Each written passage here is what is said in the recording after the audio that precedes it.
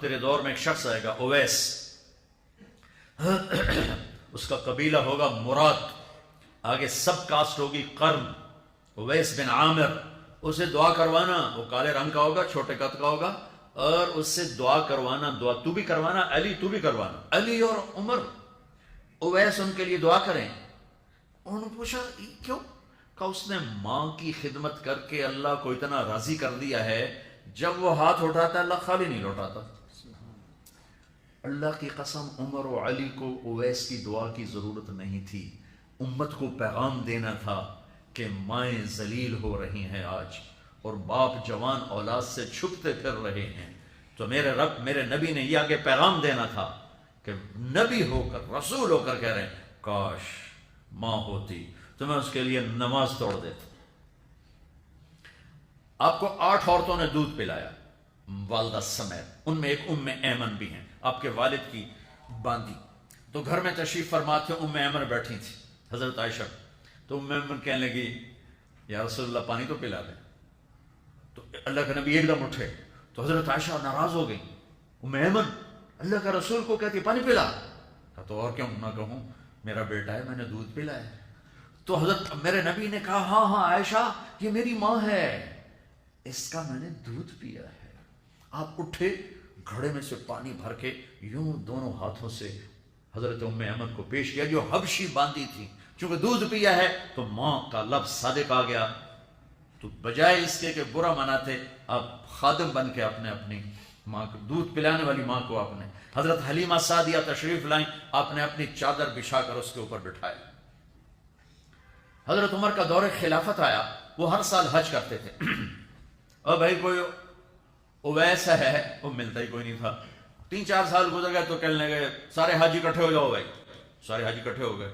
آپ نے کہا سب کھڑے ہو جاؤ، سارے کھڑے ہو گئے۔ پھر آپ نے کہا یمن والے کھڑے رہو باقی بیٹھ جاؤ، تو چند ہزار کھڑے رہے باقی بیٹھ گئے۔ پھر آپ نے کہا مراد والے کھڑے رہو باقی بیٹھ جاؤ، تو 15-20 آدمی اس میں سے نکلے۔ پھر آپ نے کہا مراد کی جو آگے سب کاسٹ ہے قرن والے کھڑے رہو باقی بیٹھ جاؤ، تو صرف ایک آدمی بچا۔ تو آپ نے اس سے پوچھا تم قرنی ہو؟ کہ جی۔ اویس کو جانتے ہو؟ کہ جی میرے بھائی کا بیٹا ہے۔ وہ تو تھوڑا سا ایسی ہے دیوانہ سا، آپ کیوں پوچھ رہے ہیں؟ تو حضرت عمر رونے لگے، کہا وہ نہیں تو دیوانہ ہے، کدھر ہے؟ کہا جی عرفات گیا ہے اونٹ چرانے۔ تو حضرت عمر نے علی کو ساتھ لیا اور دوڑ لگا دی عرفات کی۔ وہاں گئے تو حضرت اویس ایک جھاڑی کے نیچے نماز پڑھ رہے تھے، یہ دونوں حضرات آ کے بیٹھ گئے، انہوں نے محسوس کیا 2 بندے آ گئے، نماز مختصر کر دی۔ حضرت عمر نے پوچھا کون ہو میرے بھائی؟ کہا جی مزدور ہوں۔ تمہارا نام کیا ہے؟ کہا جی اللہ کا بندہ۔ کہا ارے بھائی وہ تو سبھی اللہ کے بندے ہیں، تیری ماں نے تیرا نام کیا رکھا ہے؟ کہا تم کیوں پوچھ رہے ہو؟ انہیں تو پتہ ہی نہیں تھا کہ عمر ولی، کیوں بھائی تسی کون ہو انٹرویو کرنے والے؟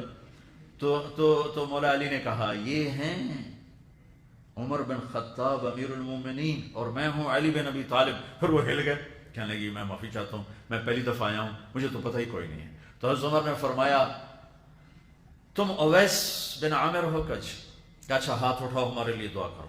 وہ کہنے لگے آپ کیا کہہ رہے ہیں، یہ آپ کیا کہہ رہے ہیں، میں آپ کے لیے دعا کروں گا؟ میری کیا اوقات ہے؟ کہا ہاں ہمیں ہمارے نبی نے فرمایا تھا عمر علی جنت میں تیرا گھر میرے گھر کے سامنے ہوگا، اس کے بعد کسی کی دعا کی ضرورت ہے؟ عمر میں نے جنت میں محل دیکھا، میں نے پوچھا کس کا ہے؟ مجھے کہا گیا قریشی کا ہے، میں سمجھا میرا ہے، جانے لگا تو کہا گیا عمر بن خطاب کا ہے، ان کو اویس کی دعا کی ضرورت ہے؟ میدان عرفات میں 1.25 لاکھ صحابہ کے ساتھ آپ اونٹ پہ تشریف فرمائے ہیں، اونٹنی پر، تو آپ نے فرمایا اس وقت میرا اللہ میرے صحابہ پہ فخر کر رہا ہے اور عمر پہ خاص طور پہ فخر فرما رہا ہے۔ ہمیں پیغام دینا تھا، آنے والے زمانوں میں یہ ہونا تھا۔ سبحان اللہ۔ امام ابو حنیفہ کا نام تو سب کو معلوم ہے نا، ایک اور عالم بتاتا ہوں، عبد الرحمن بن ابی لیلہ، ان میں علمی کھٹ پڑ تھی بہت زیادہ، آپس میں بنتی نہیں تھی۔ تو ابو حنیفہ جیسی ہستی جن کے کروڑوں فالوور آج ہیں، ان کی ماں کہتی نعمان یہ مسئلہ ہے جا کے عبد الرحمن سے پوچھ کے آ۔ زندگی میں ایک دفعہ نہیں کہا ماں جی میں اس کو بڑا عالم ہے میرے کو پوچھ لو۔ کہا اچھا ماں جی، اپنی چادر اٹھاتے اور پہنچ جاتے، دروازے پہ دستک دے کے بھائی مجھے میری اماں نے بھیجا ہے آپ اس پہ فتویٰ، حالانکہ ان کی اپنی رائے اس کے خلاف ہوتی تھی، لیکن ماں کے احترام میں جا کر ان سے مسئلہ پوچھتے جن سے روزانہ مناظرہ ہوتا تھا، روزانہ کھٹپٹ ہوتی تھی علمی، ماں نے کہہ دیا جا کر ان سے پوچھ کے آتے تھے، اپنی اتنی بڑی علمی قدر و منزلت کو ایک طرف رکھ دیتے تھے، نہیں میری ماں نے مجھے کہا۔ تو آپ سب نوجوان ہو، ماں باپ زندہ ہیں تو ان کی دعا لو، آہ نہ لو، دعا لو۔